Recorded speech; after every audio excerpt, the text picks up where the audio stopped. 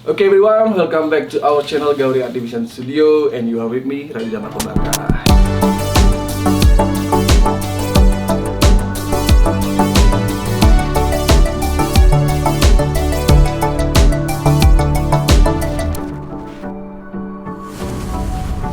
Jadi kita bakal bahas project lokal. Jadi kita punya klien lokal di Jakarta yang proyek sebelumnya udah kita selesain dan sudah serah terima total antara Gauri, Kori Dewata, dan Masovilla. Jadi proyek berikut ini adalah proyek milik Pak Edi dan Bu Rike dari Jakarta. Jadi kalau bisa dibilang klien kita rata-rata ya kebanyakan orang luar, dan untuk lokal ini termasuk yang ketiga kalau nggak salah. Jadi Pak Edi dan Bu Rike udah beli lahan, itu dua area di area kabel-kabel. Jadi kita bilang area kabel-kabel 1, kabel-kabel 2. Dan ini bakal menerapkan konsep Masovilla, tapi dengan style yang sudah berbeda banget ya, jauh banget. Nah kita lihat aja bagaimana proses diskusi bareng Pak Edi dan survei lapangannya dulu. Let's see the drone aerial and the site survey.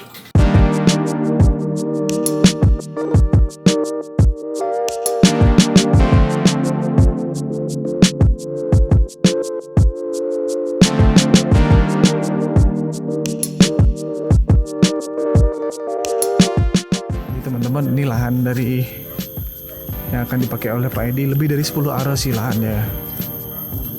16 total Pak ya. Jadi total lahan 16,9 dan kita lagi ngebolang nih. Ngebolang dulu. Cek lahan. Kondisi hujan. Yang pasti kita harus cek dulu karena kontur lahannya naik turun. Jadi kita perlu topografi dulu untuk menentukan kontur lahan untuk tahu posisi rendah dan tinggi tanah. Dan yang pasti kalau teman-teman perhatiin di sini lahan ya, ini karena berdekatan dengan sungai, udah pasti kita harus lakukan pembangunan retaining wall.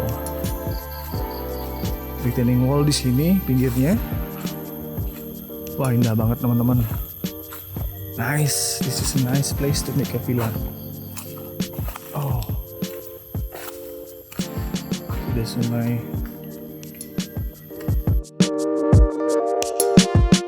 Oke, sekarang kita bakal bahas mengenai konsep yang kita terapin di project Pak Edi ini, dari layoutnya dan flow dari desainnya sudah kita dealkan bersama.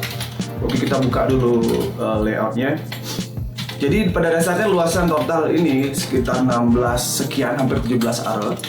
Dan kita atur di bagian belakang bagian pertama lahan begitu masuk dari akses jalan itu adalah area sharing parking, dan kita bagi lahan di belakang yang ke arah view menjadi 4 bagian yang rata-rata luasannya adalah 300 meter persegi, ada yang 339 dan ada yang lebih kecil dari 300. Tapi basically bangunan masih bisa masuk ke luasan lahan tersebut.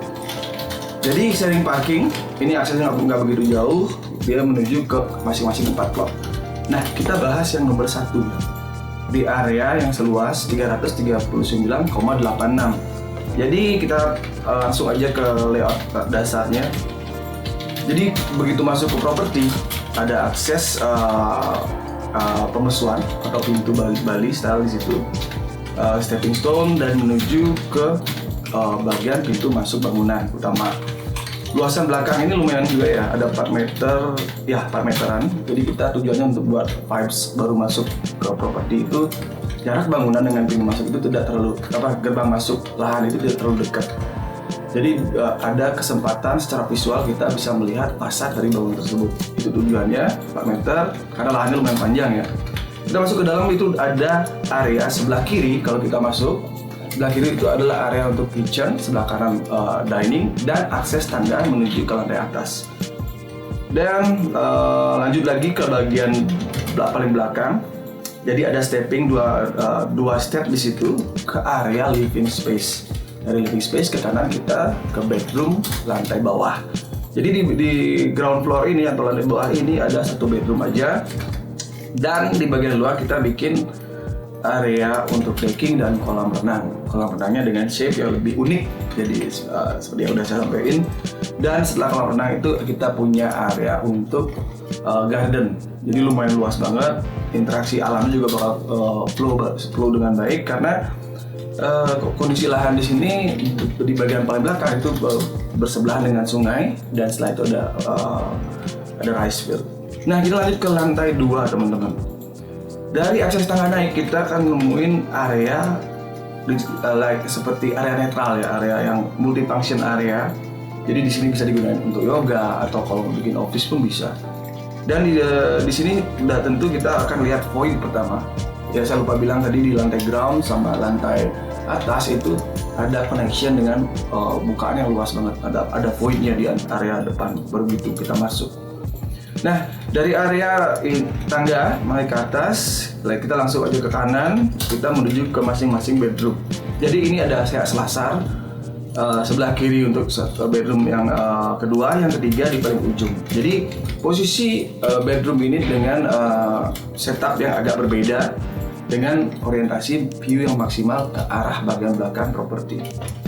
Kurang lebih seperti itu. Dan di bagian akhir bangunan, paling belakang, lantai atas itu ada balkon yang connect antara bedroom satu dan bedroom lainnya.